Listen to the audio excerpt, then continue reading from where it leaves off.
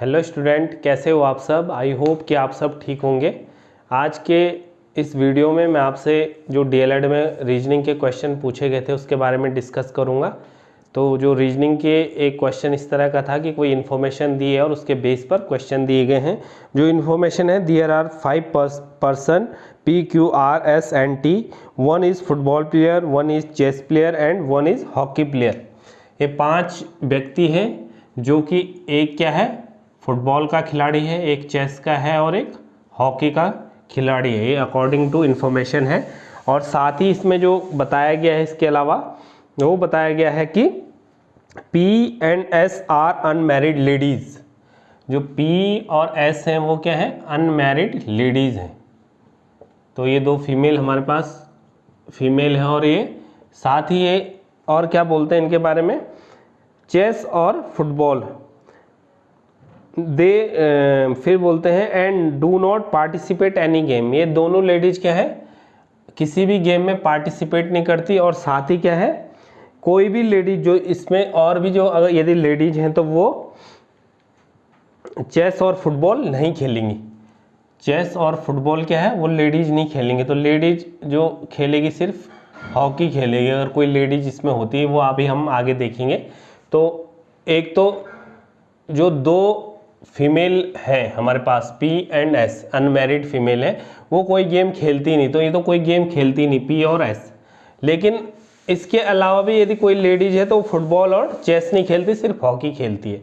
अभी तक ये इन्फॉर्मेशन है। उसके बाद बोलते हैं क्वेश्चन, फिर क्या बोलता है, there is a married couple in which T is the husband of Q।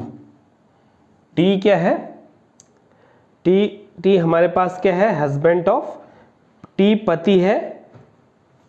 एक विवाहित जोड़ा है जिसमें T पति है R का, जिसमें क्या है T क्या हो जाएगा, पति हो जाएगा R का। तो R इसका मतलब फीमेल है, ये फीमेल है, ये मेल है और Q भी मेल हो गया। तो अब हमें बताते हैं कि अब हमसे क्वेश्चन पूछता है कि अब हमें पता चल जाएगा फुटबॉल और Q। तो आप सीनियरिटी पे फुटबॉल कौन खेलेगा, Q खेल लेगा। और चेस कौन खेलेगा, वो हमारे पास चेस खेलने वाले हैं अब T, ये हम चेस खेलेंगे।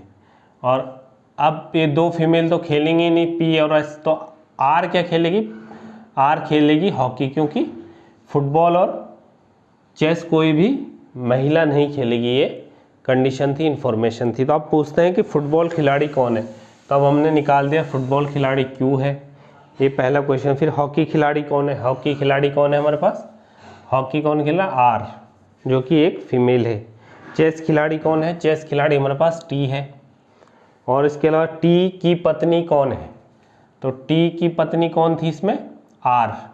तो T की पत्नी कौन हो जाएगी, R। इसके बाद 3 महिलाएं कौन कौन है, तो फीमेल मैंने जिसमें माइनस माइनस किया हुआ है वो फीमेल कौन है, P, R एंड S। तो ये हमारे पास इस तरह ये डीएलएड में क्वेश्चन पूछे गए थे और इसमें 5 क्वेश्चन इन्होंने इस इंफॉर्मेशन पे बनाए थे।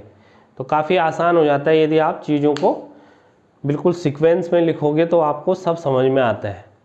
लेकिन रीजनिंग में यही है कि जिसका ज़्यादा प्रैक्टिस होगा वही इन क्वेश्चनों को, या ऐसे जो चाहे वो किसी भी एग्ज़ाम, एंट्रेंस एग्ज़ाम या किसी भी एग्ज़ाम में आते हैं तो उनका अच्छा स्कोर हो पाता है जिनकी प्रैक्टिस होती है। तो ये क्वेश्चन इस तरह सॉल्व होगा जो मैंने अभी आपको बताया। एक और क्वेश्चन है इसी तरह, उसमें भी कुछ फिगर्स दिए हैं और फिगर के अनुसार ही हमने चलना है जो इन्फॉर्मेशन दी हुई है। ऐसे एक सर्कल है, फिर एक ट्रायंगल है और फिर हमारे पास एक क्या है, स्क्वायर है। इस तरह से क्या है, ये हमारे पास दिया हुआ है। थोड़ा फिगर इतनी अच्छी नहीं बन रही है लेकिन कुल मिला के समझ में आना चाहिए आपके, क्योंकि AG and EDF B and C। तो इसमें भी इंफॉर्मेशन दी है। क्या दी है, ट्रायंगल क्या करता है, ट्रायंगल है विलेज की वुमेन को दिखाता है। जो हमारे पास ट्रायंगल है वो क्या है, विलेज की वुमेन्स को शो कर रहा है। जो हमारे पास सर्कल है वो क्या है, विलेज, वो सर्कल क्या हमारे पास सर्कल हमारे पास करता है एजुकेटेड वुमेन को, एजुकेटेड जो विलेज में वुमेन है उनको करता है, और जो हमारे पास स्क्वायर है वो किसको शो करता है, वो अनएम्प्लॉयड वुमेन को, जो अनएम्प्लॉयड है। तो इस तरह एक कंडीशन दी हुई। अब पूछते हैं कि जो डी वाला है वो किसका मतलब रिप्रेजेंट कर रहा है, डी क्या रिप्रेजेंट कर रहा है, यदि ये किसी ट्रायंगल के अंदर है, ट्रायंगल क्या है, ट्रायंगल हमारे पास विलेज वुमेन है, साथ में ये क्या जो ट्रायंगल है और साथ में ये स्क्वायर में भी है अनएम्प्लॉयड वुमेन भी है, और फिर साथ में डी।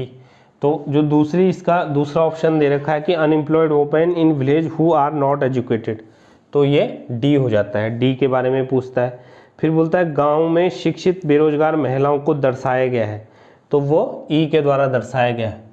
या आप इसमें से पता चल जाएगा आपको कि कौन गांव में शिक्षित बेरोजगार महिलाएं हैं। तो गांव में शिक्षित बेरोजगार मतलब एजुकेटेड वुमेन किसमें, सर्कल में, और बेरोजगार में वो साथ में बेरोजगार भी हैं, तो ई वो हो जाएगा अनएम्प्लॉयड वाला। अनएम्प्लॉयड वुमेन साथ में अनएम्प्लॉयड है, तो अनएम्प्लॉयड हम किसमें, सर्कल में दिखा रहे हैं, और ये ट्रायंगल में भी है। तो इस तरह से क्या है, ये कंडीशन है, हम इसमें लगाते हैं और फिर क्वेश्चन सॉल्व करते हैं। तो कहने का मतलब है जब आप एक सीक्वेंस में चलोगे तो सबके आंसर निकलेंगे, ऐसा कुछ नहीं, लेकिन आपको प्रैक्टिस करनी ज़रूरी है ऐसे क्वेश्चंस की। और अभी एक और क्वेश्चन है इसमें कि यदि 1 अक्टूबर को रविवार है, बोलता है 1 अक्टूबर को रविवार है, संडे है, तो 1 नवंबर को क्या होगा। तो इसको आप आसानी से, जब मैंने कैलेंडर पढ़ाया था आपको, तो उससे भी कर सकते हो कि ये तो सिंपल है। तो 1 अक्टूबर हमें पता है अक्टूबर में 31 डेज होते हैं, तो हम 7 से डिवाइड करेंगे तो इसमें रिमाइंडर कितना बच रहा है, 3। तो जो संडे के बाद 3 दिन हो जाएंगे, तो ये वेडनेसडे वैसे आ जाएगा, बुधवार। तो कहने का मतलब एक तो इस तरह होगा, और एक कैसे होगा, यदि 1 को संडे है तो फिर कब पड़ेगा संडे, 8 को, फिर पड़ेगा 15 को, फिर 22 को, और फिर 29 को, और 29 को और संडे पड़ेगा तो फिर 30 को मंडे, 31 को ट्यूसडे, और 1 नवंबर को क्या पड़ जाएगा, वेडनेसडे। तो वैसे भी निकाल सकते हैं आपको, जो भी मेथड आपको उस समय सही लगता है, उस समय जैसा भी आप कैलकुलेशन कर पाते हो जल्दी से, उस तरह ये क्वेश्चन हो जाता है। एक और क्वेश्चन दिया हुआ है इसमें, 27 दिया हुआ है, और इसमें बताया है कि 81 और 9 और 6 दिया हुआ है। फिर जो ग्रेटर देन, इसका मतलब क्या है, घटाना, तो यहाँ हम घटाना कर देंगे, मतलब माइनस कर देंगे। और साथ में दिया हुआ है, इसका मतलब दिया हुआ है, एक ऐसा साइन है यहाँ पर, और इसको डिवाइड करने के लिए बोलते हैं। और फिर साथ में क्या दिया हुआ है, एक हमारा ग्रेटर देन लेस देन वाला है, फिर से दिया हुआ है, जो है जोड़ने के लिए, प्लस करने के लिए, तो इसे हम प्लस कर देंगे। तो ये क्या हो जाएगा, 27 + 9 - 6। इस तरह से क्वेश्चन है, जब आप क्वेश्चन पेपर में इस तरह से है तो ये क्या हो जाएगा, 27 और 6 में से 9 में से 6 गया तो +3, तो इसका आंसर कितना है, 30। तो 30 इसमें आंसर में नहीं है, तो लास्ट में दिख रहा है, लास्ट में क्या लिखा हो, डी वाले ऑप्शन है नन ऑफ दीज, तो ये नन ऑफ दीज हो जाएगा। इस तरह से रीजनिंग के जो आई थी काफ़ी आसान थी, लेकिन साथ में क्या था आपके, टाइम बॉन्डिंग, जो टाइम होता है उसको किस हिसाब से टाइम थोड़ा कम रहता है, जो मैथ्स और रीजनिंग के जब क्वेश्चन होते हैं तो उतना टाइम नहीं, तो आपकी प्रैक्टिस डिपेंड करती है कि किस तरह आप रीजनिंग और मैथ्स को करते हो, सब प्रैक्टिस पे डिपेंड होता है। इसके अलावा अभी मैं आपको बताऊं कि जो कांस्टेबल की फिजिकल हो रहे हैं उसके रिटर्न टेस्ट होना है, साथ में एसआई का भी जुलाई अगस्त में फिर से फिजिकल होना है। जो एसआई का रह गया अभी तो कांस्टेबल का चल रहा है, फिर एसआई का होगा। यूकेएसएससी जो बताती है कि वन दरोगा फॉरेस्ट गार्ड का और एसआई का फिजिकल एक साथ होगा, जैसे ये जो पुलिस का फिजिकल जैसे ख़त्म होगा सारे ज़िलों में, तो उसके बाद एसआई के शुरू होंगे। इसके अलावा आपको पटवारी और लेखपाल के भी पहले फिजिकल हो या रिटर्न हो, इसमें भी असमंजस्य बना हुआ है। साथ ही एक इन्फॉर्मेशन है कि वीडियो जो बीपीडीओ का पेपर हुआ था जिसमें निकला था, उसमें अभी थोड़ा सा एक आज की न्यूज़ थी कि कल की अखबार में कि वो साइबर सेल को बताया गया, उसमें कुछ इस तरह से फ्रॉड ये बताया जा रहा है। अभी तक सिर्फ संदेह है, इसमें क्लियर नहीं हुआ है। तो इस तरह अभी आपके पास एग्ज़ाम काफ़ी हैं। अगर जैसे डीएलएड का आपका एग्ज़ाम उस तरह से नहीं भी गया तो आप आगे फिर से तैयारी करके और एग्ज़ाम के लिए भी देख सकते हो, और देखना ही चाहिए। यदि आप तैयारी का आपका लेवल चल रहा है तो अप डाउन्स चलते रहते हैं, लेकिन आपको तैयारी पूरी करनी होती है। इसके अलावा जो छात्र बीएड के इच्छुक हैं वो श्रीदेव सुमन का 25 को आपने भरा होगा वो भी फॉर्म, तो 25 या 26 को उसका एग्ज़ाम होना है, 26 जून को श्रीदेव सुमन का बीएड का एंट्रेंस एग्ज़ाम। और जो अब हेमंती नंदन एक सेंट्रल यूनिवर्सिटी हो गया एचएनवी, तो उसके भी जो फॉर्म निकले हैं बीएड के, अभी तो निकले नहीं, लेकिन उसमें क्या है कॉमन यूनिवर्सिटी एंट्रेंस टेस्ट हो गया उसमें, क्योंकि वो सेंट्रल यूनिवर्सिटी तो उसको ले लिया गया। किसके? CUET 2022 में जो एंट्रेंस टेस्ट लेगा वो पूरे किसका है? ये मिनिस्ट्री ऑफ एजुकेशन का। तो ये भी आपको इन्फॉर्मेशन पता होनी चाहिए कि एक एंट्रेंस टेस्ट होना है अभी जुलाई में लगभग।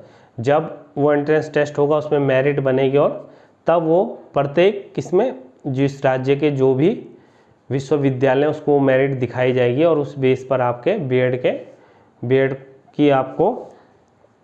बीएड आपसे कराया जाएगा जब आपका एंट्रेंस टेस्ट इससे पास होगा। CUET PG 2022 में ये अभी लागू हो गया इस साल से, जो नई शिक्षा नीति के तहत ही शायद इसको लागू किया है। तो ये भी आपका फॉर्म फिलअप होना चाहिए, और इसी के आधार पर एचएनवी आपको बीएड में एडमिशन देगी आपके मेरिट पे। उसके बाद टेस्ट होंगे, जैसे भी जो राज्य जिस तरह चाहेगा, लेकिन ये वाला टेस्ट आपने क्वालिफाई करना है या इसमें आपने बैठना है। इसी की मेरिट के बेस पे आपको आगे एंट्री मिलेगी अपने राज्य में।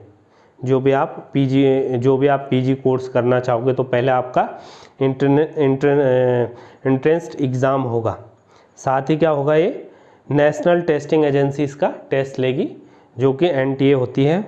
और इसमें जो अभी तक पता चला है कि 100 नंबर का इसमें पेपर होना है, और जो 25 नंबर का अलग और 75 नंबर का जो 75 नंबर, उसमें math, science, teaching aptitude, social science, इस तरह के 75 क्वेश्चन होंगे। और 25 क्वेश्चन होंगे वो एक किसी खास लैंग्वेज के होंगे जो आपने चूज की होगी।